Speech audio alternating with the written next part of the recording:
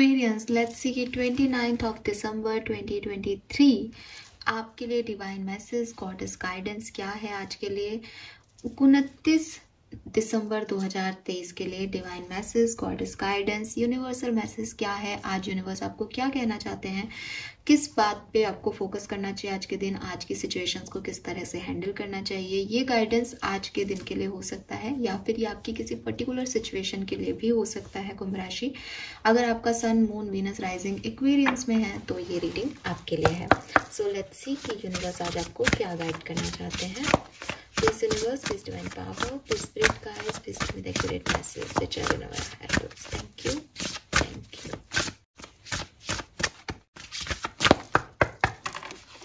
So we have Phoenix number 9. Okay. We have Shark number 35. Okay. And lastly, beach fire number 16। तो यहाँ 7, 8, 9 आपके जन्मांक या मूलांक हो सकते हैं, स्पेसिफिक डेट्स हो सकती हैं।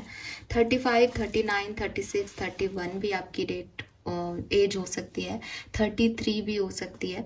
लायननेस है यहाँ पे, और ये कार्ड ना 2-3 दिन से रेगुलरली हमारे पास आ रहा है गाइडेंस के लिए। तो कोई तो है यहाँ पे जिसको अपनी जिंदगी एक स्कार से, एक स्क्रैच से शुरू करनी है कि सब कुछ खत्म हो गया, कुछ भी नहीं बचा और अब वापस से जिंदगी की शुरुआत करनी है एक्वेरियंस आप लोगों को। सो बी रेडी इस चीज के लिए कि आपको फिर से एक नई कहानी अपने लिए लिखनी है और आप लिख सकते हैं। सबसे पहला गाइडेंस आपके लिए यही आ रहा है कि ऐसा नहीं है कि जिंदगी में आपने पहले कभी कुछ परेशानियां नहीं देखी। हाँ, क्योंकि अब ये स्क्रैच से शुरू करना है तो शायद ये लाइफ की सबसे बड़ी प्रॉब्लम हो सकती है आप लोगों में से काफी लोगों के लिए।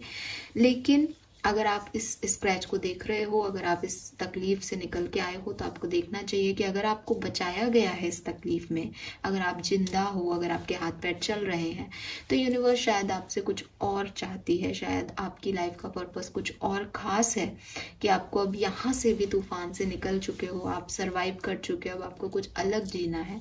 तो बी रेडी, यूनिवर्स के प्लान पे विश्वास रखो और आगे बढ़ो। एक जो ओवरऑल मैसेज मुझे यहाँ पे मिल रहा है वो ये मिल रहा है कि हो सकता है कि आप में से काफी एक्वेरियंस जो हैं वो अपनी लाइफ को लेकर के बहुत सोचते हैं, या उनको लगता है कि मेरी जिंदगी में है ही क्या। वो ग्रेटिट्यूड नहीं शो करते, या उन्हें लगता है कि जिंदगी में सबसे बुरा मेरे साथ हुआ है और अच्छे लोग उन्हें नहीं मिले, या उनको ये भी है कि उनको लोगों पे डाउट भी होता है कि पता नहीं ये भी अच्छे हैं या नहीं, उनके एक्सपीरियंसेस भी खराब रहे हैं। लेकिन स्टिल वो समझ नहीं पाते कि वो करें क्या, क्योंकि दुनिया में है तो लोग भी मिल रहे हैं और कुछ एक अनक्लियरनेस है उनमें, एक डाउट है उनमें, खुद को लेकर के भी, दूसरों को लेकर के भी और अपनी लाइफ को लेकर के भी।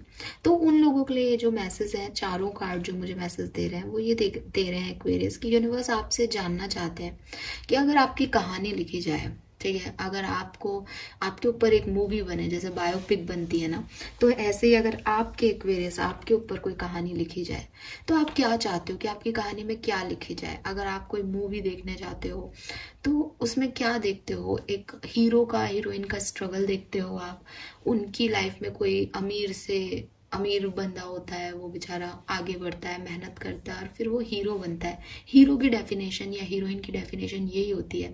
कभी भी वो व्यक्ति जो कि आराम से अपनी लाइफ को जी रहा है वो कभी भी हीरो या हीरोइन नहीं होते। जो आराम से एक सेम लाइन पे अपनी जिंदगी जी रहे हैं वो उनको साइड प्लेयर्स कहते हैं। आप कोई भी मूवी उठा के देख लो, उस मूवी में उस हीरो या हीरोइन वही है जिसके इर्द गिर्द कहानी घूम रही है, जिसके लाइफ में अप्स एंड डाउन्स चल रहे हैं। तो अगर आप अपनी बायोपिक लिखना चाहते हो और आप ये चाहते हो कि आपकी लाइफ में कोई परेशानी नहीं आए और आपकी पिक्चर भी हिट हो जाए, तो क्या ये पॉसिबल है?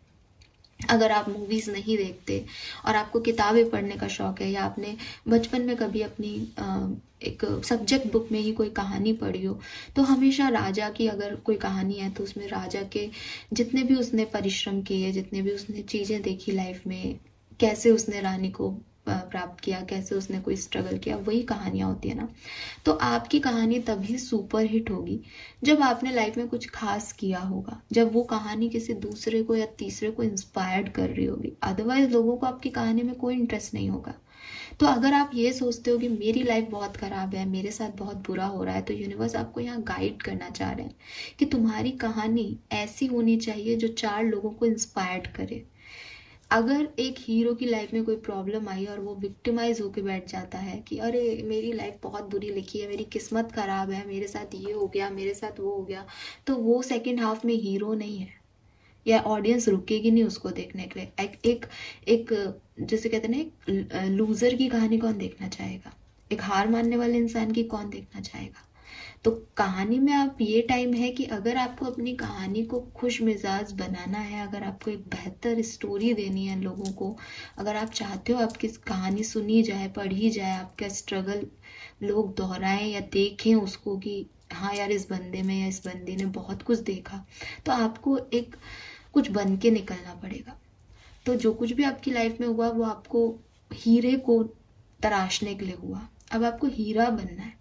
या आपके ऊपर है कि भाई अब चोट पड़ गई, अब आप बैठ जाओगे मेरे को तो हीरा नहीं बनना। पर जब आपने इतनी चोट खाई है, जब इतना परेशान देखा है, इतना परेशान हुए हो, इतना एक्सपीरियंस किया है, तो अब हीरा ही बन के निकलो ना।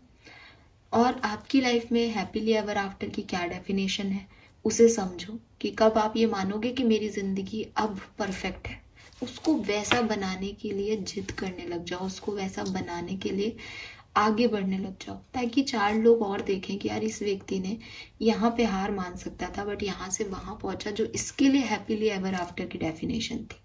क्योंकि एट द एंड वो कहता है ना, शाहरुख खान कहता है ना कि जब तक सब कुछ ठीक नहीं होता पिक्चर अभी बाकी है। तो अपनी लाइफ में आप सब कुछ ठीक कब मानोगे, उस काम को करने लग जाओ, फिर जब सब कुछ ठीक हो जाए फिर ठीक है आप जीत गए, दुनिया हार गई, वो अंत है। अभी कुछ नहीं हुआ है, अभी सिचुएशन है एक, अभी एक आपको एक टास्क दिया गया है कि देखो इतनी परेशानी में भी क्या तुम रह सकते हो, आप बताइए कि बिल्कुल मैं रह सकता हूँ और बहुत अच्छे से। तो ये एक मैसेज है। दूसरा मैसेज इसी के साथ जो जिन लोगों की मैं ये बात कर रही हूँ, अगर आप इस सिचुएशन में हैं, तो वो ये कि जरूरी नहीं है कि मैं अकेला हूँ या मैं विक्टिमाइज फील कर रहा हूँ या मेरे साथ कुछ बुरा हुआ है तो मैं ऐसे लोगों के पास जाऊं जो मुझे नुकसान भी पहुंचा रहे हैं, तो क्योंकि मेरा तो वक्त खराब है ना, तो चलो ठीक है तुम मेरा और नुकसान कर लो। नो, अपने आप को एंटरटेनमेंट का पैकेज मत बनाओ, या उन लोगों को एंटरटेन मत करो जो आपके लिए एक्चुअली में बुरे हैं एंड यू नो दैट कि वो बुरे हैं। तो उन लोगों से एक दूरी ही सही है। आप अकेले हो, आप तकलीफ में हो, आप परेशान हो, आपको कोई हेल्प नहीं करेगा। लायननेस का कार्ड है कि आपने अपने बैंडेड खुद ही लगाए थे जब आप परेशान हुए थे, तो अभी आप सहारे क्यों ढूंढ रहे हो? आपको किसी सहारे की जरूरत नहीं है, क्योंकि दुनिया में हर व्यक्ति सहारा नहीं दे रहा। ठीक है, तो समझना पड़ेगा कि वक्त बुरा है लेकिन लोग अभी भी वही हो सकते हैं। तो अगर आपको कोई ऐसे, जो मैंने कहा था बिगनिंग में कि आपको डाउट होते हैं, तो जिन लोगों पे डाउट है आप उनसे एक निश्चित दूरी बना के रखो। देन यहाँ बिच फायर का कार्ड है जो कि इस कहानी में इन्वॉल्वमेंट देती है, उसके बाद मैं अलग से भी बता दूंगी कार्ड का मीनिंग। वो फिर ये कह रहा है कि जैसे आप दूरी बनाओगे तो आपको लगेगा कि अरे लोग क्या सोचेंगे कि मैं इतना बुरा हूँ, अब मेरी लाइफ में तो कुछ रहा नहीं, फिर मैं उनका भी सपोर्ट नहीं कर रहा या साथ नहीं दे रहा। कोई बात नहीं, लोगों को ऐसा सोचने दीजिए। जब आपके साथ बुरा हुआ था तो कोई लोग नहीं आए थे, जब आप अकेले थे तब आपने ही अपने आप का ध्यान रखा। अब आप स्क्रैच से एक लाइफ शुरू कर रहे हो तो जरूरी नहीं है कि आपको लोगों के सपोर्ट की जरूरत है या लोगों का साथ देना है इसलिए क्योंकि आगे चल के ये आपके साथ आए। कोई किसी के साथ नहीं है एक्वेरियस, आप अकेले आए हो, आप अकेले ही जाओगे। स्पेशली मैं उन लोगों के लिए कह रही हूँ जो इस सिचुएशन में फंसे हुए हैं। मैं आपको ये नहीं कह रही कि आप लोगों के साथ मत रहो, आप लोगों के साथ रहो, लेकिन अगर आपके इंस्टिंक्ट कह रहे हैं कि ये लोग मेरा फायदा उठा रहे हैं, लोग अच्छे नहीं है, मुझे अच्छे वाइब्स नहीं आ रहे, दूर हो जाओ, कोई प्रॉब्लम नहीं है। उससे अगर वो नाराज हो रहे हैं होने दो कि भाई मुझे वो चीज नहीं आ रही अभी, जब मैं निकल जाऊंगा इस सिचुएशन से पूरी तरह से, जब मैं एक और घाव ले सकता होऊंगा, जब मैं पूरी तरह से हील हो जाऊंगा, मैं आ जाऊंगा अपने आप, दे देना मुझे घाव। लेकिन अभी अगर मुझे घाव मिला तो मैं टूट जाऊंगा, बिखर जाऊंगा, और मैं ये रिस्क नहीं ले सकता या ले सकती। तो अभी दूरी बनाना और लोगों के लिए बुरा बनना जायज है। हर व्यक्ति, वो जो हीरो की मैं बात कर रही हूँ ना या हीरोइन की मैं बात कर रही हूँ ना, वैसे मैं मेल और फीमेल नहीं कह रही, हीरो मतलब एक लड़की भी हीरो हो सकती है अपनी कहानी की। तो जो हीरो होता है ना वो विलन के लिए तो विलन होता है ना, विलेन के पॉइंट ऑफ व्यू से हीरो विलेन है ना उसकी लाइफ का। तो आप अपनी कहानी के हीरो बनो, लेकिन ये कोशिश मत करो कि मैं सबकी लाइफ में हीरो बनूं, क्योंकि किसी ना किसी की आंख में आप खटकोगे, किसी ना किसी के लिए आप बुरे बनोगे। इट्स ओके, आपको अपनी लाइफ ट्रैक पे लानी है। अभी अभी ये गाइडेंस है।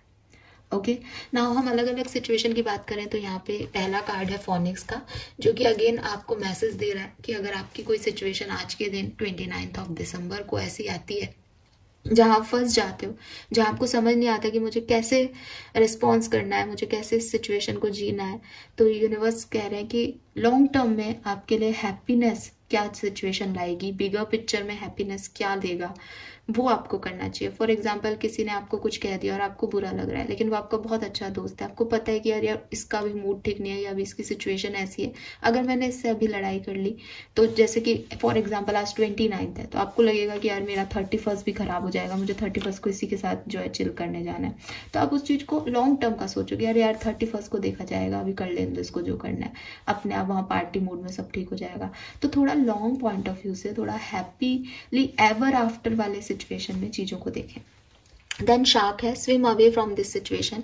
अगर कोई ऐसी सिचुएशन है जो अच्छी नहीं लग रही है, डर लग रहा है, डोंट गो विद देम, उसके साथ मत जाओ, आगे बढ़ो, उससे दूर जाओ, उसके अंदर फंसने की जरूरत नहीं है, क्योंकि वो पहले से ही आपके इंस्टिंक्ट आपको बता रहे हैं कि इस सिचुएशन में गए तो अपन क्या सोचते हैं कि ये बाद में ठीक हो जाएगा, बट अपन लपेटे में आते जाते हैं, आते जाते हैं, आते जा रहे हैं। तो ऐसी सिचुएशन जो आपको ठीक नहीं लग रही है उससे दूर जाओ।